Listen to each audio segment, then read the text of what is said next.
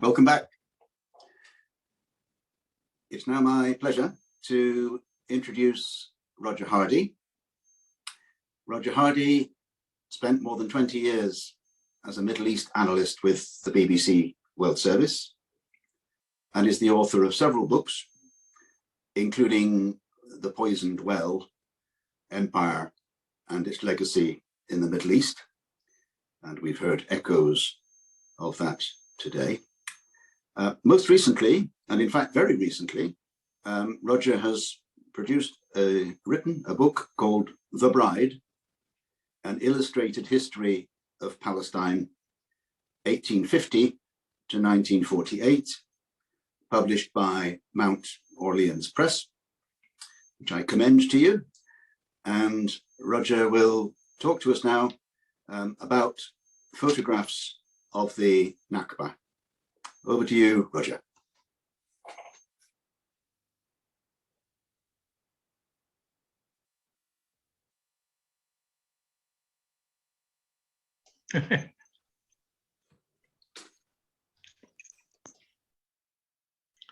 Well, hello everybody.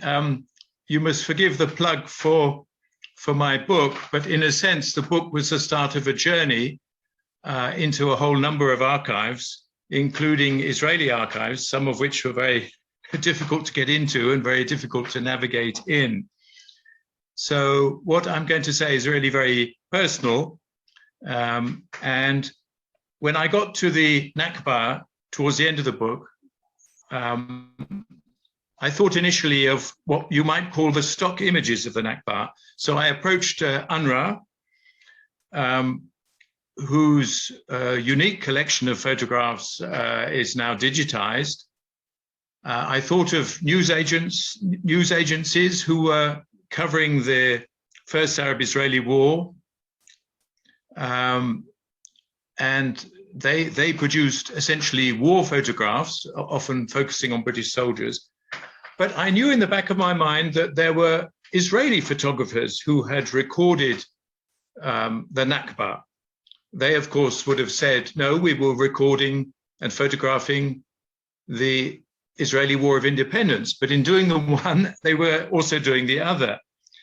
Now, friends said to me, what about the photographs, the Israeli photographs used in a very pioneering book published just over a decade ago, From Palestine to Israel, by the Israeli researcher Ariella Azalea.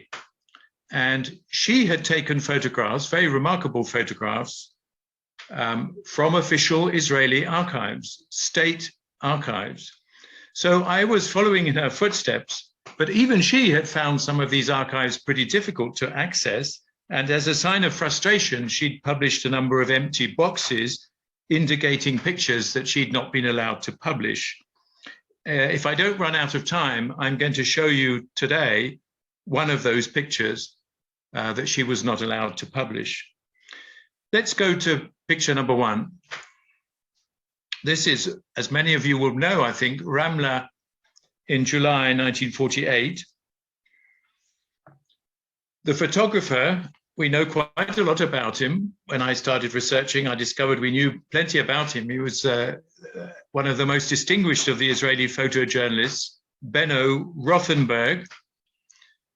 Rothenberg worked quite closely with the Haganah and had, in some sense, a privileged access to the war, to the Nakba. So here, Ramla has been conquered. The first thing is always to separate men from the women. And so this shows quite graphically the surrender of Ramla. If we go to picture two, can we go to picture two? We see what happened to some of those men after their surrender. This is a different photographer, again, an Israeli official photographer called David Eldan. And after the surrender and after the separation of the men from the women and children, the men were penned up behind barbed wire prior to their eventual expulsion. You may say correctly, I think, that there's a propagandistic element to the photograph. Oh, we're so kind, the Israeli soldier is in the background, and he's obviously allowing these boys to give water to the men of Ramallah, who are incorrectly described in the caption to the photo. They're described as prisoners of war, POWs. They were not, they were civilians. If we go to picture 3, we get a more intimate family portrait of a family clearly in a great hurry, preparing to leave for their enforced departure. This is a third Israeli photographer, again, got a very distinguished one called Boris Karmi. Look at how the boy on center right there is staring sullenly at the photographer. As many of you know, this family was part of at least 40,000 Palestinians who were expelled from Ramla and the neighboring town of Lida. More than 40,000 Palestinians were expelled from those 2 towns in one of the biggest expulsions of its kind. If we go to picture 4, we move from Ramla. Now, you may have seen this picture perhaps on the internet, maybe.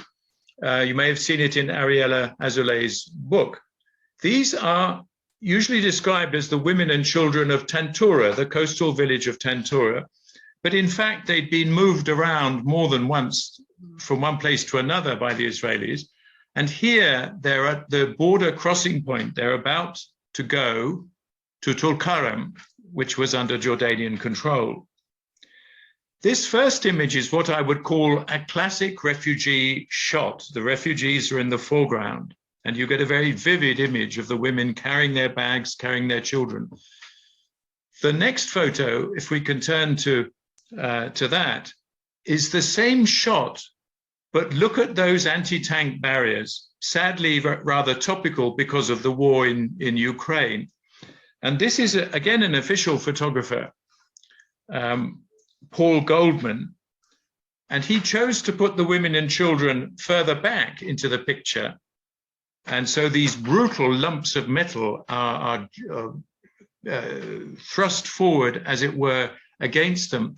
If you look at the back of the picture, on the back left, there is the bus that has taken them from their last place of detention to this border crossing called Bir Burim. And Goldman's own caption reads, "Expulsion of women and children to Tulkarem, 1948. Now, in many cases, we don't know what happened to these pictures. And in many cases, it looks very much as if they were not published, because these were not the images that newspaper editors or government agencies wanted to publish. But in this case, it was published in a rather prominent weekly in June 1948. And the caption was changed to read, "Arab women with their children were returned to Arab territory." Well, returned, Arabs being returned, quote unquote, to another Arab territory, Jordan. So that must be all right, mustn't it? By the way, this expulsion was viewed not only by photographers, several Israeli photographers, but by the United Nations and the Red Cross. If we go to the next picture, picture 6, I think it is, we come to a scene which, to the best of my knowledge, was not witnessed by the United Nations and the Red Cross.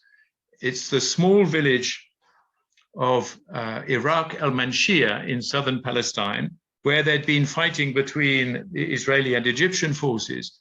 After the Egyptians were defeated and expelled in 1948, a few months later, I think probably in early 1949, the inhabitants of Iraq al-Manshia were expelled, and the village was then razed to the ground.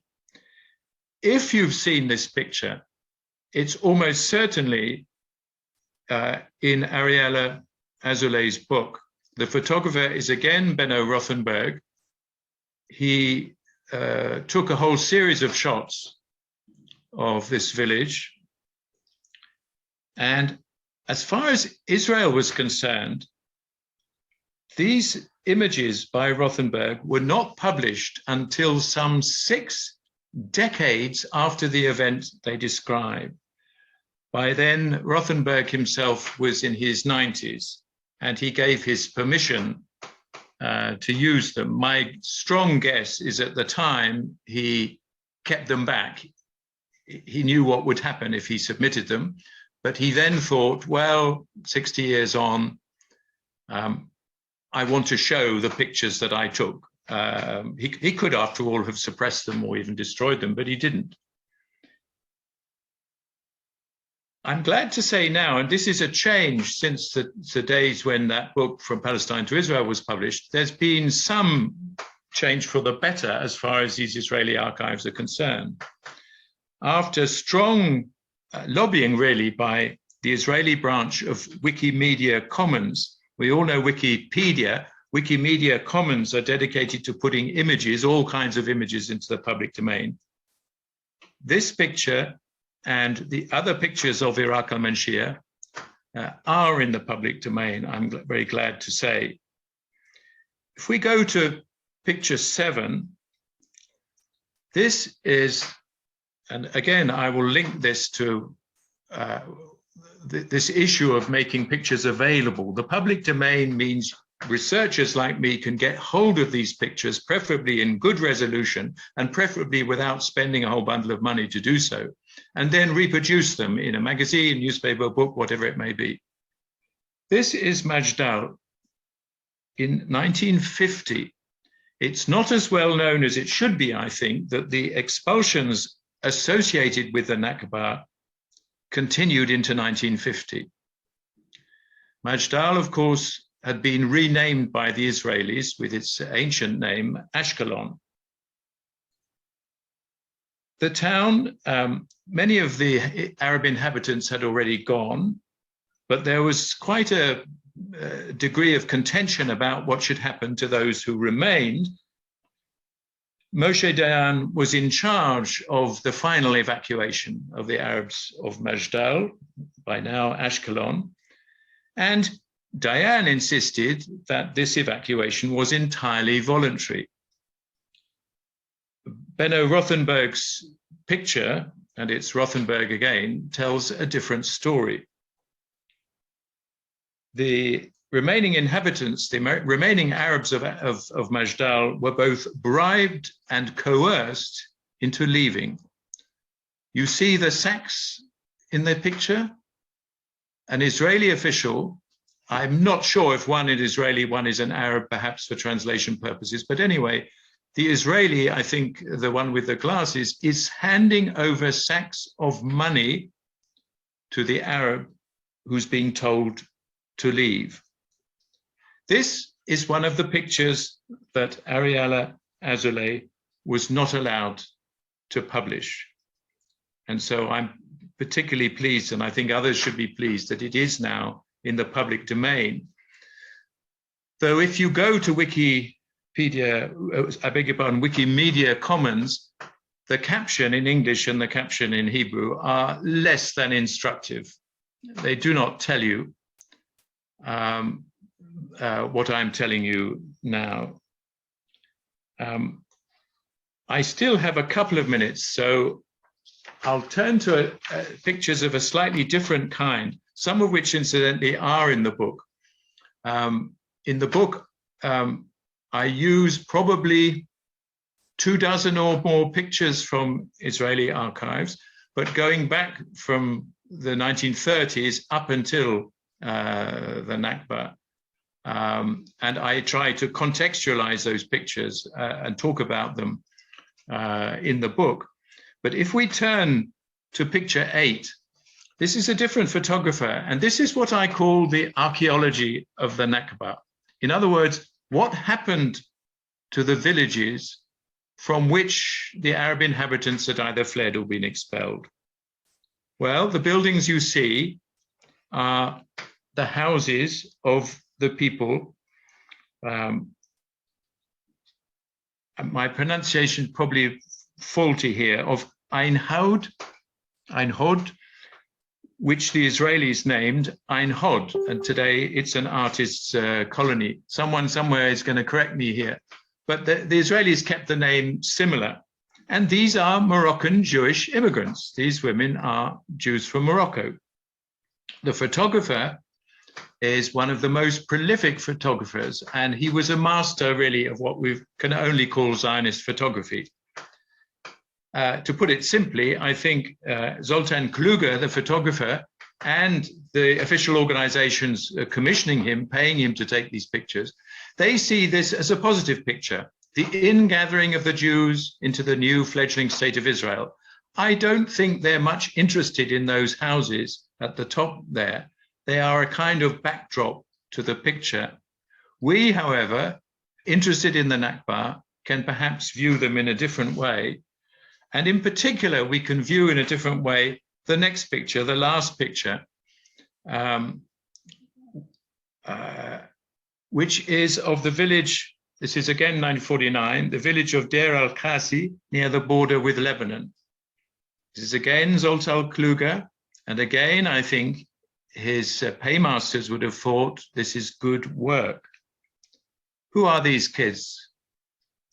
They are newly arrived immigrant children from Kurdistan. And at the top of the hill, again, to me, this contrast, the positive from an Israeli point of view, the negative from a Palestinian Arab point of view, these are the houses of the village, the old village of Deir al-Qasi. So Kluger was the master of the staged scene. Immigrants dancing in new Jewish settlements had been a staple of his earlier work in the 1930s and 40s before 1948. In the past, they'd probably been Russians or Poles. Now they were from Kurdistan. Well, whatever Kluger and his bosses thought about this picture, as I say, they may well have thought that it was an upbeat picture. I think we are free now to read the picture in another way. A refugee from Nazi Germany, Kluger, was Hungarian born, but he learned his craft of photography in Berlin and had escaped from Nazi Germany to Palestine. A refugee from Nazi Germany is photographing newly arrived Kurdish refugees in a village whose original inhabitants are now refugees in United Nations camps. Thank you very much.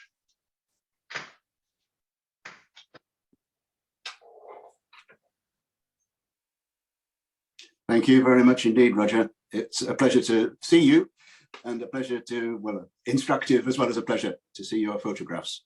Thank you so much. Thank you. What I will do, Roger, is forward to you a couple of questions that came into the chat, not for use immediately, but Nada Pretnar asked about Palestinian photographers and their role, and named a few.